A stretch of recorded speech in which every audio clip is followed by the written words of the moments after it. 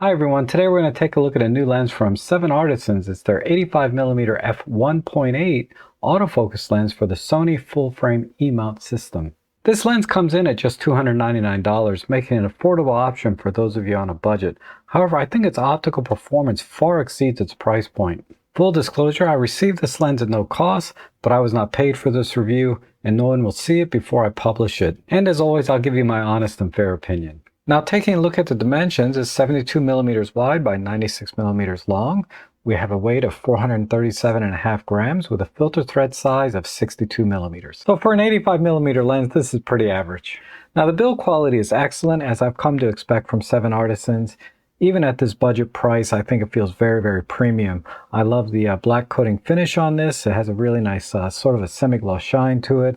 We have a function button here that feels great. It's not squishy at all. And then the AF/MF switch here is feels much more solid than it did when I reviewed their 50mm lens. So they've definitely made some improvement here. Now, this lens is not weatherized or weather sealed, and it doesn't claim to be. There's no rubberized seal around the metal lens mount, but we do have a USB-C port here to do firmware updates. Now, the barrel has two rings on it. First up is the manual focusing ring, which I felt was very well dampened, and I didn't have any issues manually focusing the lens. And then next up is the aperture ring, which goes from f1.8 to f16. And then there's a very subtle click to the A position, which allows you to control the aperture via the camera body. And then finally, there's the lens hood itself, which is made of plastic. It's your basic twist and lock type of lens hood, and it feels very secure. Once it's twisted on there, it doesn't feel like it's going to come off or get loose during use. And then once the lens is mounted to the camera, you have easy access to the function button, and you'll notice that the AF/MF switch is near the top of the barrel, so you don't accidentally knock it out of autofocus in the manual focus or vice versa. So far so good. This lens has a very premium look and feel to it. Now let's see if its optical performance can live up to the expectations set by its build quality. Now, the lens looks to have a very straightforward design with 10 elements and 7 groups. We have 2 ED glasses and 2 high refractive lenses, as well as a nanocrystal coating to help reduce ghosting and flare. Now, looking at the MTF chart, which is supposed to give you an idea of the sharpness of the lens across the frame, but you have to take these with a grain of salt because these are generated by computer. They don't actually test the lens, but there are a couple of things I look for when I look at these kinds of charts. One is, what is the number of line pairs that they're showing, or the maximum number? In this case, it's 30 line pairs, which is the red line. And then 2, does that red line fall below the 0.5 mark on the y-axis or the vertical axis? Because anytime that line starts to fall below that halfway mark, that's when you might start to see some degradation in the image quality, either in the sharpness of the lens or in the contrast or both. And again, this is all theoretical because a lot of things can affect lens performance, like atmosphere or temperature or even sample variation, where one copy of a lens performs better than another. So I always do a little bit of testing on my own to see if it at all resembles what we saw on the MTF chart. Now, the MTF chart is supposed to represent the lens wide open at its maximum aperture, in this case f1.8. And what I'm seeing here is very similar to what the MTF chart said we're going to get, which is excellent sharpness here in the center. And that sharpness remains until we start to get to the edges where it falls off gradually and we get just a little bit less sharpness and a little less contrast. Now, stopping down to f2 and 2.8, we do see a slight improvement to the corners. And then by f4, this lens is tack sharp, corner to corner with excellent contrast. And the same is true for f5.6 and f8. However, at f11, diffraction does start to set in a little bit. It's still very, very sharp, but it's slightly less contrast. And by f16, we're getting softness sort of across the frame in addition to less contrast.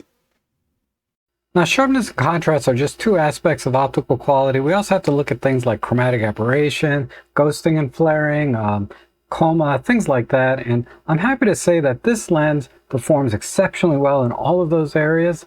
Even wide open, the purple flaring or fringing is kept at a bare minimum, very easily corrected in post, and by f4, f5.6 is completely gone. Vignetting is also relatively minimal, about one stop wide open at f1.8, but it pretty much fades off and is completely gone by f5.6. And then finally, the last thing I look at is distortion. Are the lines straight? And this lens does demonstrate some minor pincushion distortion that, again, is easily corrected in post-processing.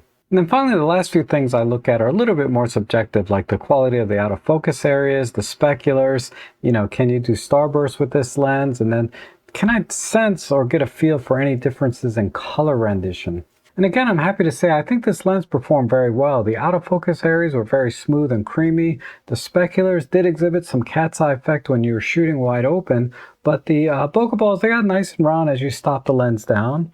And then starbursts are typically properties you look for in wide-angle lenses, not short telephotos like this one, but I was able to get that effect slightly here along with a ton of flaring, which is of course to be expected when you're shooting directly into a bright sun at small apertures. Now let's talk about the autofocus performance, and at this price point you're going to get stepping motors rather than linear motors.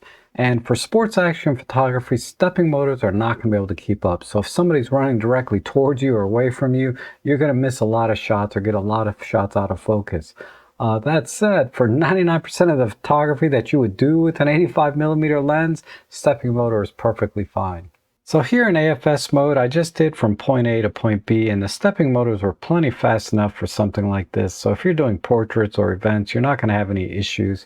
And then switching over to AFC mode and then setting the sensitivity to 5, the autofocus motors were very fast here as well, nearly as fast as the AFS mode, again going from point A to point B. And then I switched over to animal detect to take pictures of my dog and to see how the eye detect or face detect worked. And again, everything functioned here perfectly. And then here at minimum focusing distance, the eye detect was very fast and accurate. And then switching over to video mode, again in AFC or continuous autofocus, the lens was able to keep up with me walking back and forth and going in and out of the frame. So if you're going to be doing any kind of talking head videos or vlogging, this lens is going to perform just fine. Now the 85mm is a very popular focal length for portrait photography, and I'm not really a portrait photographer, but a friend of mine was kind enough to come out and model for me so I could test this lens sort of in a real world situation. And I was shooting here through a 5-stop ND filter along with using flash, and I think the lens did a beautiful job. The eye detect or face detect worked very well, and it was able to keep up with her moving around, as well as the autofocus areas were rendered beautifully. And I felt like the colors that came out of this lens were very accurate. I wasn't really having any problems there. I also took this lens out on some photo walks and took pictures of flowers and landscapes. And that's sort of more my forte, but I think again the lens did a great job. So overall, I'm very impressed with this lens, and I think it offers an exceptional value, and I can highly recommend it. And I can't wait to see what 7Artisans is going to do next. Maybe a 35mm autofocus? But that's all I have for today. I hope you enjoyed this review. Thank you so much for watching, and I hope to see you again soon.